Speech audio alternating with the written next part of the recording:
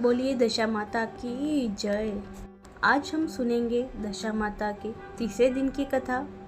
और आपको ये कथा अच्छी लगे तो वीडियो को लाइक करें, शेयर करें और कमेंट में जय दशा माता ज़रूर लिखें।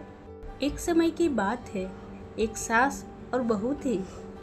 एक दिन सुबह सुबह सास ने बहू से कहा, जाओ आग लाकर भोजन बनाओ, बहुत ही भूख लग रही है। बहू हाथ में कंडी लेकर आग लेने गांव में गई। उस दिन गांव भर में दशा माता की पूजा थी, इसलिए किसी के यहाँ से भी उसे आग नहीं मिली। वह खाली हाथ लौटकर आई। शाम होने पर वह पड़ोसन के पास जाकर बोली, मेरी सास तो दशा माता का डोरा नहीं लेती है, परंतु अब मैं भी इस बार डोरा लेना चाहती हूँ। मुझे पूजन की विधि भी बता देना। दोबारा जब डोरा लेने का समय आया तो बहू ने सास को बिना बताए दशा माता का डोरा ले लिया।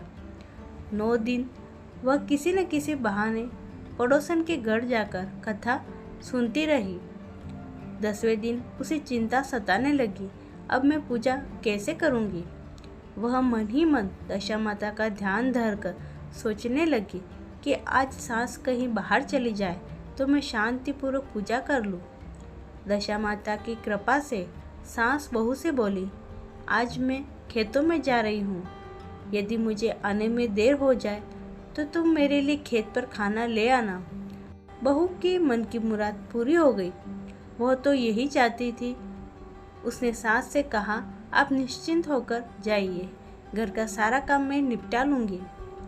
सास के जाते ही बहू ने स्नान कर दशा माता की पूजा की। इसके बाद वह पूजा की सामग्री मिट्टी के गोले में रखकर उसे सिलाने के लिए ले जाने लगी कि सास खेतों से वापस आ गई।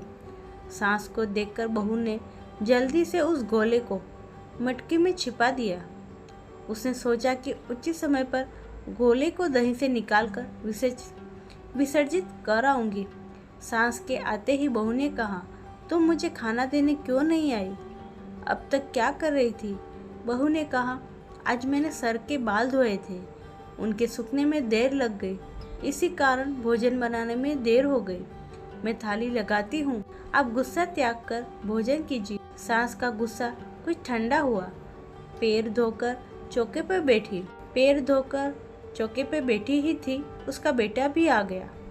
वह भी माता के साथ भोजन करने बैठ गया। सारा भोजन करके उठना ही चाहती थी, उसका बेटा बोला, मुझे तो दही चाहिए। सास ने बहू से दही देने के लिए कहा। बहू बोली, मैं तो रसोई में हूँ, आप ही इन्हें दही दे दे। सास हाथ धोकर दही लेने गई, परंतु जैसे ही उसने छाछ की मटकी उठाई तो उसमें कुछ खड़खड़ाने की आवाज़ आई। उसने हाथ डालकर देखा तो उसे एक बड़ा सोने का गोल मिला। सास ने आश्चर्य से बहू से पूछा, इस छाछ की मटकी में यह सोने का गोल कहाँ से आया? इसे तुम कहाँ से चुरा कर लाई हो? यहाँ क्यों छिपा कर रखा है? मैं समझ गई, इसी वजह से तुम छाछ लेने नहीं उठी। इसका भेद बताओ। बहू बोली, मुझे कुछ नहीं पता, मेरी दशा माता जाने। मैंने आपको बिना बताए दशा माता का डोरा लिया था और उनकी पूजा की थी। आपके आ जाने के कारण मैं डोरे को विसर्जित करने नहीं जा सकी। आपके डर से मैंने इस छाछ के मटके में इसे छिपा दिया था। दशा माता ने इसे सोने का बना दिया, मैं इसमें क्या कर सकती हूँ? सास ने बहू को गले लगा दिया और कहा, अब मैं तुम्हारे साथ डोरा लूंगी और विधिवत व्रत और पूजा किया करेंगे। हे दशा माता, जैसे तुमने इनको दिया वैसे ही सब भक्तों पर कृपा करना। हे दशा माता, जो आपका व्रत करे, कथा सुने, कथा पढ़े, उन सब पर आप अपनी दया कृपा बनाए रखना। बोलिए दशा माता की जय। आज की कथा अच्छी लगे तो इसे लाइक करें और कमेंट में जय दशा माँ ज़रूर लिखें और साथ ही चैनल को सब्सक्राइब कर ले। राधे राधे।